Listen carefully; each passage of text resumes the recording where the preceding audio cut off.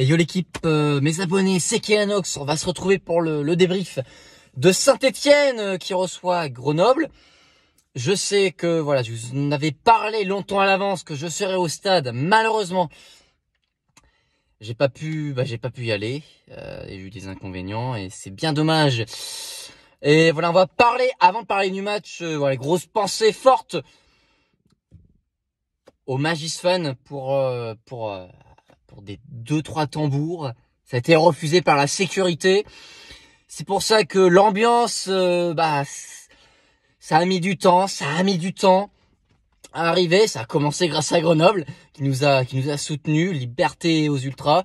Dans la foulée, on va voir Dylan Chambos qui égalise et à partir de là, l'ambiance est montée d'un cran.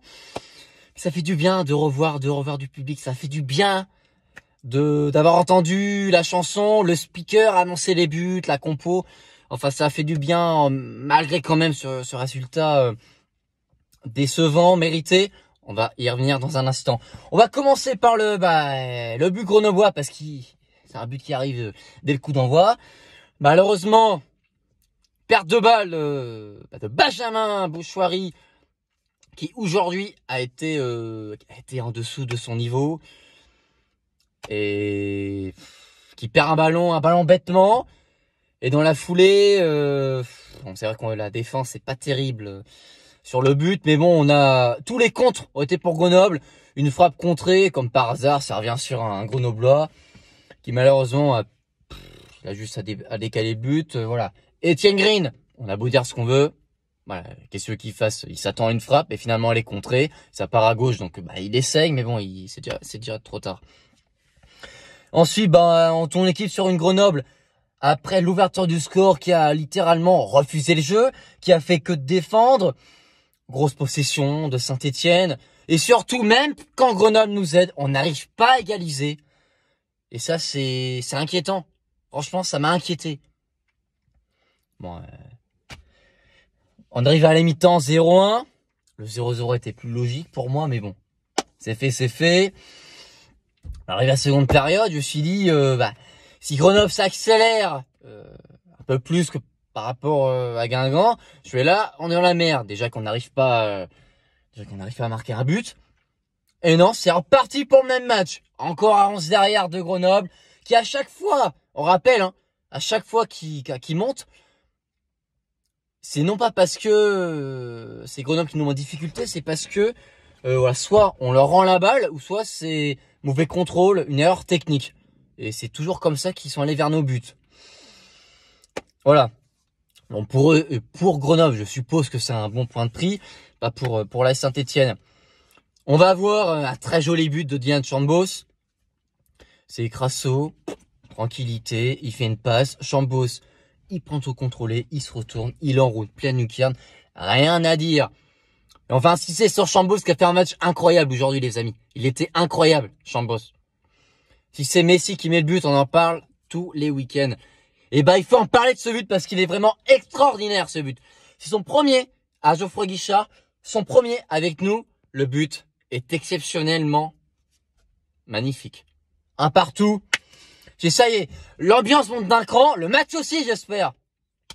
Capitaine Briançon, bang, de la tête. Elle arrache sur ton but, moi j'ai adoré. 2-1. Ça y est, on a réussi à trouver la recette pour déséquilibrer cette équipe de Grenoble qui est restée à 11 derrière. Là, ça y va là. Qu'est-ce qui se passe?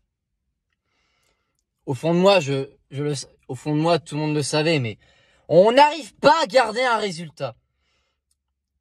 Et sur le deuxième but de Grenoble, j'ai envie de dire que c'est simple.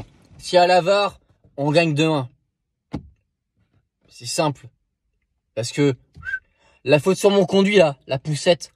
Bon ok, c'est léger, c'est parce qu'il fait tomber, mais les bras dans le dos, il a pas à le faire dans le football. Il le pousse. Derrière, il y a un tiers sur lui, il essaye de diriger de la tête, il la remet sur un Grenoblois, qu'il la met entre la cuisse d'Ivan Masson, il me semble, et le poteau. Pour te dire la chatte qu'ils ont, Grenoble, et tous les contres, enfin. C'est vraiment dommage Voilà, c'est encore une fois, pourquoi il n'y a pas de VAR en Ligue 2?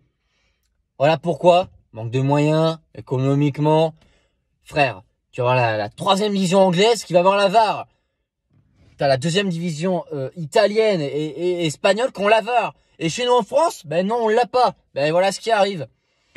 Et dire qu'après, il y a des gens qui veulent un monde sans VAR, ben oui, ben pas nous. L'arbitre a fait un très bon match. Un très bon match. Il a très bien arbitré, pardon. Ça se voit qu'il a été joueur. Il en manque des arbitres comme ça. Même si je pense, une petite action, je t'ai trouvé en dessous de ta prestation d'aujourd'hui, c'est sur Tel, le Grenoblois. Ça mérite limite un petit carton rouge quand même. Parce que Cafaro, l'arbitre, le Texi, il a pas hésité à lui mettre rouge. Derrière, c'est un coup de coude, un coup de poing au niveau de la joue, la mâchoire. On met qu'un carton jaune. Franchement, c'est scandaleux, je trouve.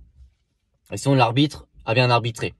Voilà, les amis. Comment vous avez-vous vécu, vous qui êtes peut-être allé être au stade et qui vous m'écoutez, comment vous avez vécu le retour des supporters, l'équipe, votre sentiment sur ce match-là, dites-le moi.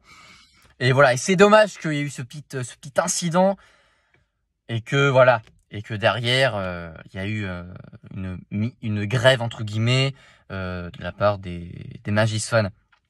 Vite que le COP Sud revienne et qu'on ait enfin un vrai stade. En tout cas, on l'espère les amis. Tu vois tout le monde, c'était Kellanox. Allez, Kissou.